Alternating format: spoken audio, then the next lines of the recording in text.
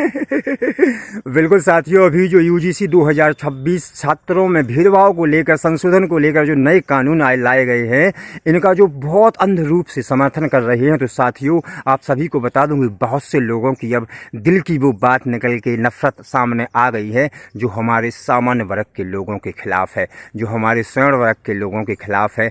अब ये जग जाहिर हो गया है कि किस प्रकार से लोगों में नफरत है। साथियों, अभी जो यूजीसी कानून आया है, तो बहुत से लोग कह रहे हैं कि ये किसी जाति या वर्ग के खिलाफ थोड़ी है। जब किसी जाति या वर्ग के खिलाफ नहीं है, तो इस कानून में फिर सामान्य वर्ग के विद्यार्थियों को क्यों नहीं जोड़ा गया है? खिलाफ नहीं है तो फिर सिर्फ ओबीसी को ही क्यों एससी एसटी वर्ग के साथ जोड़ा गया है?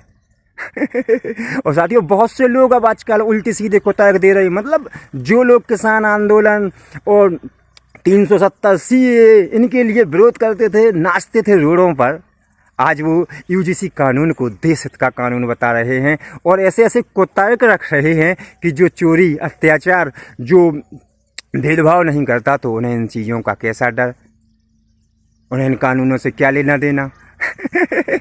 हिंदू हिंदू भाई भाई कहने वाले कहाँ गए? अरे मेरे भाई, जरूरी थोड़ी है कि जो ये सब नहीं करता उसे क्या लेना देना। मेरे भाई, मैं बताऊं आपको कि मैं जैसे बाइक चला रहा, कार चला रहा रोड पे, समझ रहे हो, तो मैं अपनी सुरक्षा और लेके पूरी चल रहा, लेकिन कई बार सामने से भी गाड़ी घल जाती, दूसरा सामने वाला ड्राइवर घाल देता।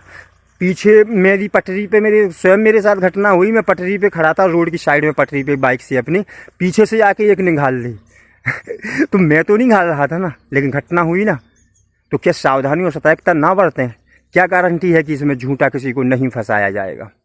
इतनी सी तो बात थी यार, इतना बतंगड़ होने ही वाला नहीं था। इतनी सी बात थी, सिर्फ ये लिखना था कानून में कि किसी भी शैक्षणिक संस्थान में कोई भी विद्यार्थी, किसी भी जाति वर्ग का विद्यार्थी, किसी भी जाति वर्ग धर्म के विद्यार्थी के साथ जातिगत भेदभाव करता है, तो उसके ऊपर कठोर से कठोर कानून और कड़ी से कड़ी कार्रवाई की जाएगी। इतनी सी तो बात है।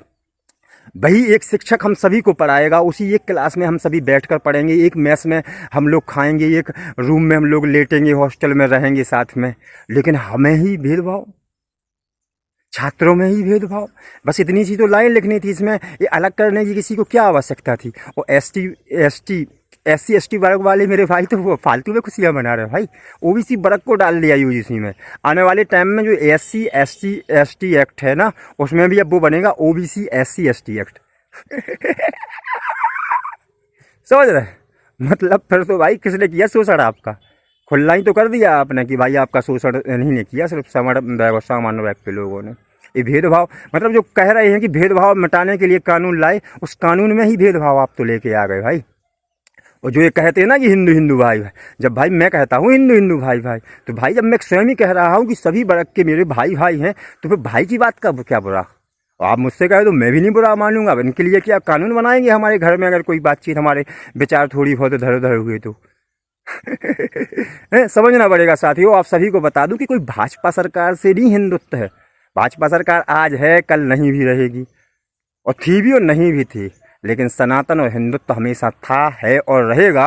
और अगर इस भारत देश में मैं अकेला एक व्यक्ति भी बचा अपने धर्म के लिए, तब भी मैं यही बोलूँगा कि समझदार बने, जागरूक बने, लेकिन कभी भी धर्म विरोधी न बने। बिल्कुल।